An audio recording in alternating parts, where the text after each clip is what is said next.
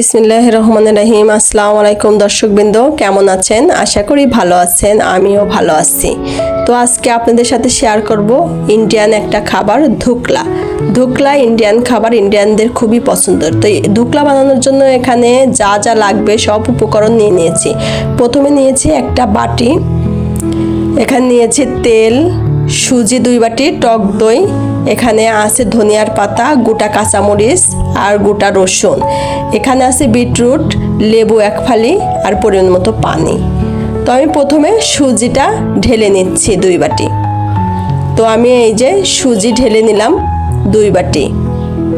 তো 2 বাটি সম পরিমাণে 1 বাটি টক দই লাগবে। তো আমি 1 বাটি টক দই ঢেলে দিলাম। এখানে দিলাম পরিমাণ মতো লবণ। লবণটা স্বাদ অনুযায়ী অবশ্যই দিবেন। এখানে দিলাম খাবার সোডা। এখানে দিলাম পরিমাণ মতো তেল। এখানে সামান্য পানিও দিয়ে দিলাম। আমি পুরা পানি দিইনি। এখন আমি সুন্দর করে নেড়ে নিচ্ছি। আমি নেড়ে সমস্ত পানি আর টক দই সুন্দর করে মিশিয়ে নেব। এখানে আমি 2 চামচ চিনিও দিলাম। মিষ্টির ব্যালেন্সটা খুব সুন্দর আসবে যেহেতু টক দই আছে। তো আমি এখানে ফ্রোজিং করা কিছু ধনিয়ার পাতাও দিয়ে দিলাম। আমি সুন্দর করে নেড়ে মিশিয়ে নেব। এখন আমি এটা এখন ঢেকে রাখলাম। তার মধ্যে একটা ঝাল হবে। তো ঝালটা বানানোর জন্য আমি যে মশলাটা বানিয়ে নিচ্ছি, প্রথমে দিলাম কয়েক টুকরা রসুন, দেখতেই পেলেন, কিছু কাঁচামরিচ আর ওই যে ধনিয়ার পাতা আর লেবু যেটা রেখে দিয়েছিলাম সাইডে। তো সেটাই আমি সুন্দর করে ব্লেন্ড করে নিব। এই তো আমি ব্লেন্ড করে নিয়ে আসি। এই তো আমার হয়ে গেছে ব্লেন্ড করা। এখন পরিমাণ মতো লবণ দিয়ে আমি সুন্দর করে নেড়ে চেড়ে রেখে দিচ্ছি সাইডে।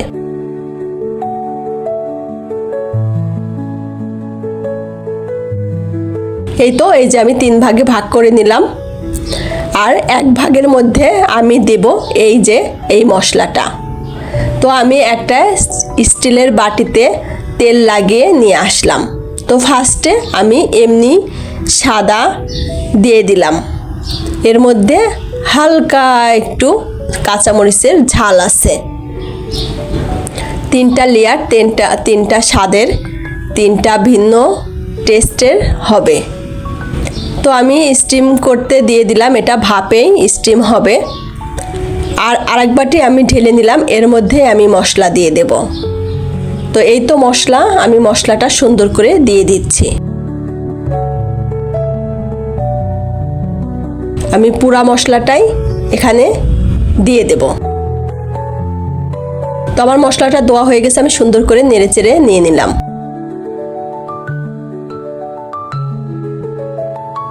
আমি সুন্দর করে নেড়ে চেড়ে এটা মিশিয়ে নিলাম। ততক্ষণে ওটা সেদ্ধ হয়ে যাবে। আমি ওটা সেদ্ধ হলে ওর উপরে এই লেয়ারটা দিয়ে দেব।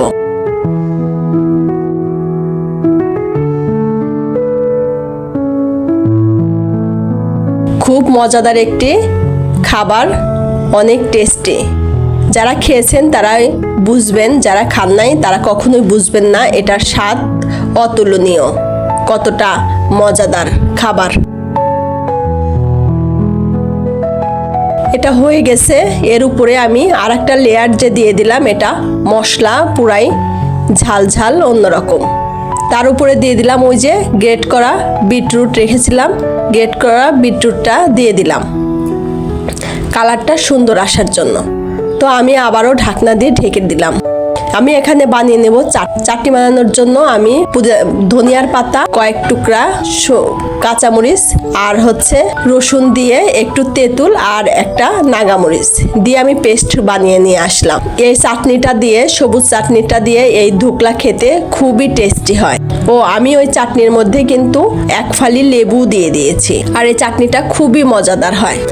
তো দেখতেই পেলেন আমি আবারও উপরে সাদা লেয়ারটা বসিয়ে দিলাম। তো হয়ে গেছে, দেখেন ততক্ষণে কথা বলতে বলতে তো আমি এখন নামিয়ে নিচ্ছি, নামিয়ে ঠান্ডা করে চলে আসছি। আজকের ভিডিওটা একটু লম্বা হবে, আপনারা কষ্ট করে দেখে নেবেন। এখানে আমি একটা চামিচ বা খুন্তির সাহায্যে সুন্দর করে তুলে নিলাম, আর এটা খুব সহজেই উঠে আসে।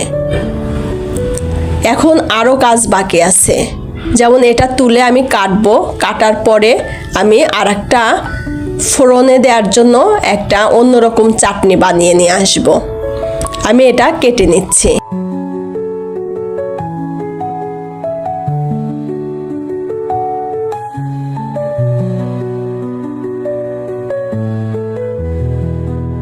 সুন্দর করে পিস পিস করে কাটবেন, আর এটার প্রত্যেকটা পিস দেখতেই পাবেন কত সুন্দর হয়েছে, লেয়ার বাই লেয়ার, আর এত মজাদার হয়েছে আপনি না খেলে বুঝবেন না কখনোই।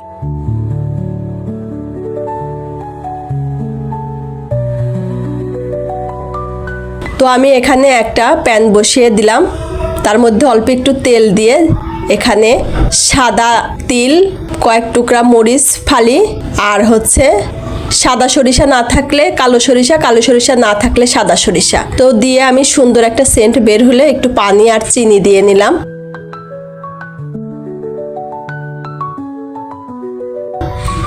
তো হয়ে গেছে আমার, আমি এটা দিয়ে দিলাম এর উপরে ঢেলে।